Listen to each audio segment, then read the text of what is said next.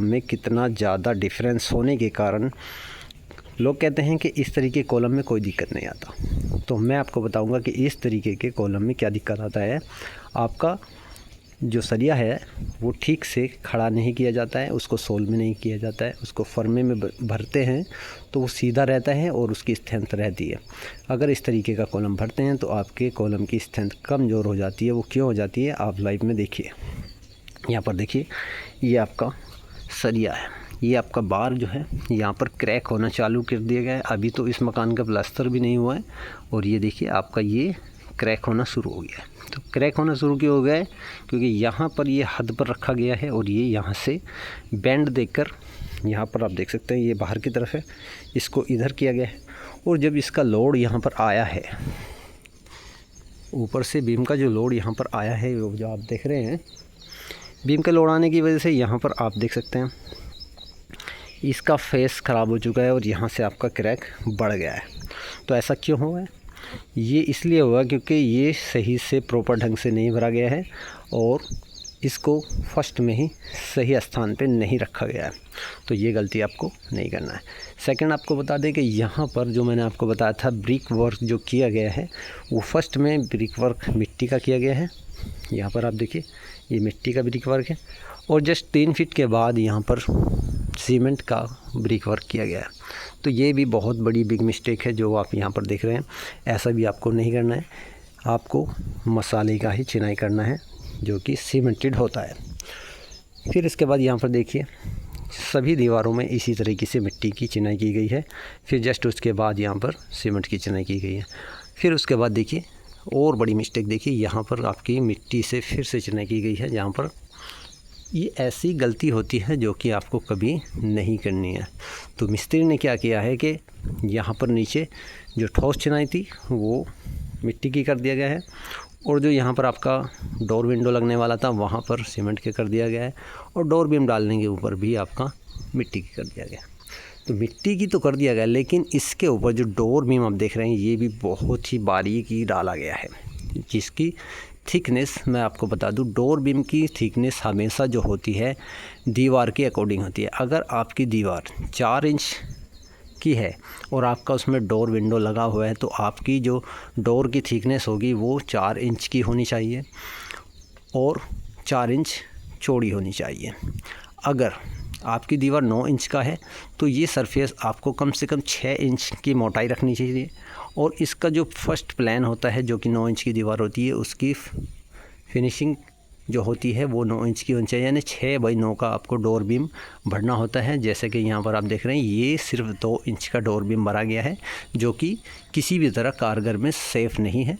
आपके कभी भी कॉलम की तरह डोर पर भी क्रैक आ सकते हैं 101%।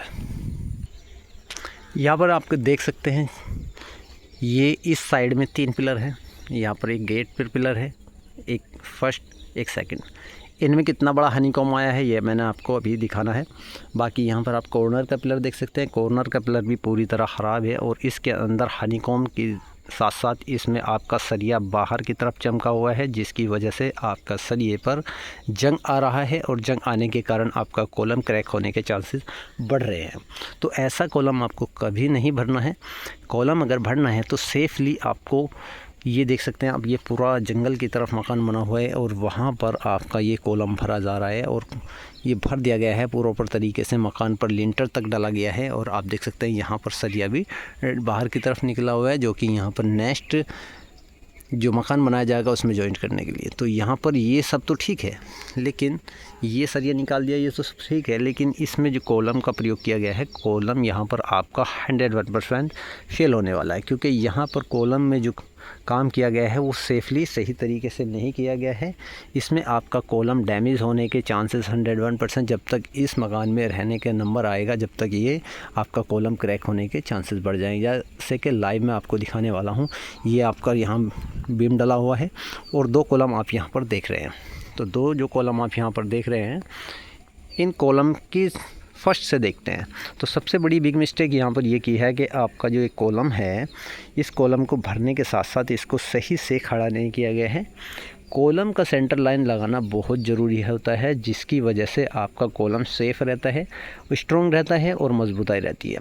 क्योंकि यहाँ पर देखिए कॉलम में क्रैक आपको नज़र आ रहे होंगे। कॉलम में क्रैक क्यों है? क्योंकि ये सही से स्टैंडिंग में नहीं, स्टार्टिंग में सही नहीं खड़ा किया गया है। सोल में अगर खड़ा किया जाता है और फर्मे से खड़ा किया जाता तो इसमें यहाँ पर दरार जो आप देख रहे हैं वो नहीं आता। देखिए ये दरार आने का जो कारण है वो क्यों है? दरार आने का जो कारण है वो आपका सरिया जो है वो बाहर की तरफ निकला हुआ है, वो भी मैं आपको दिखाने वाला हूँ।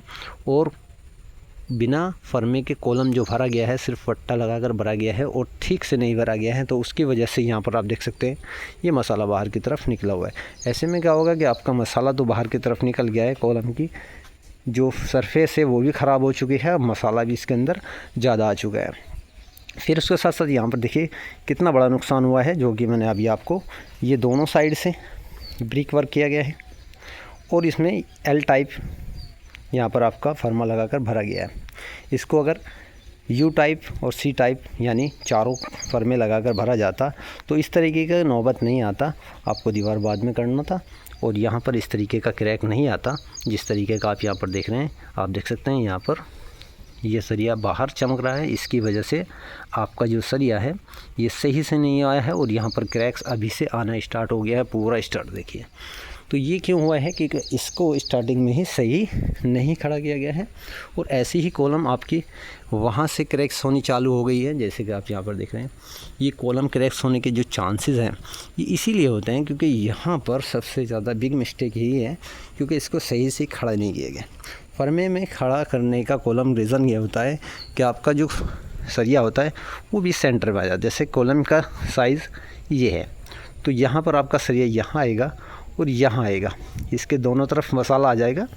तो इससे क्या होगा तो आपका कॉलम का जो सरिया होगा वो सीधा खड़ा रहेगा और उसमें आपका स्ट्रांगली रहेगा, उसमें कोई दिक्कत नहीं आएगा। तो ऐसा कॉलम आप ना भरें कृपया करके, या तो आप सही से कॉलम को खड़ा करें सोल में और फट्टा वगैरह इतने अच्छे तरीके से बांधे जैसे कि हमने वीडियो बनाया हुआ है, वो जाकर देख सकते हैं। उस तरीके से आपको कॉलम को फसाई करनी है और उस तरीके से बांध लेना है जिससे आपका कॉलम का मसाला भी बाहर नहीं निकलेगा और आपको किसी भी तरह की परेशानी नहीं आएगी। तो ऐसा कॉलम ना भरें। यहाँ पर भी देखिए ये जो कॉलम आप देख रहे हैं ये कॉलम भी आपका कितनी ज़बरदस्त तरीके से ख़राब हो चुका है क्योंकि यहाँ पर ये हर एक जो दाड़ा बनाया गया है इसमें आर पार चमक रहा है।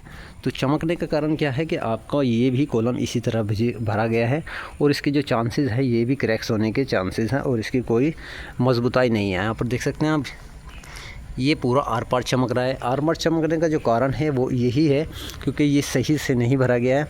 तो इसको या तो आपको प्लेन रखना था, ये टोड़ा नहीं निकालना था, जो ईंट नहीं निकालना था, फेस प्लेन रखना था, जिसकी वजह से आपका जितना भी यहाँ पर मसाला भरा जाता वो एक ही फेस में भरा जाता, उससे कोई दिक्कत नहीं होता।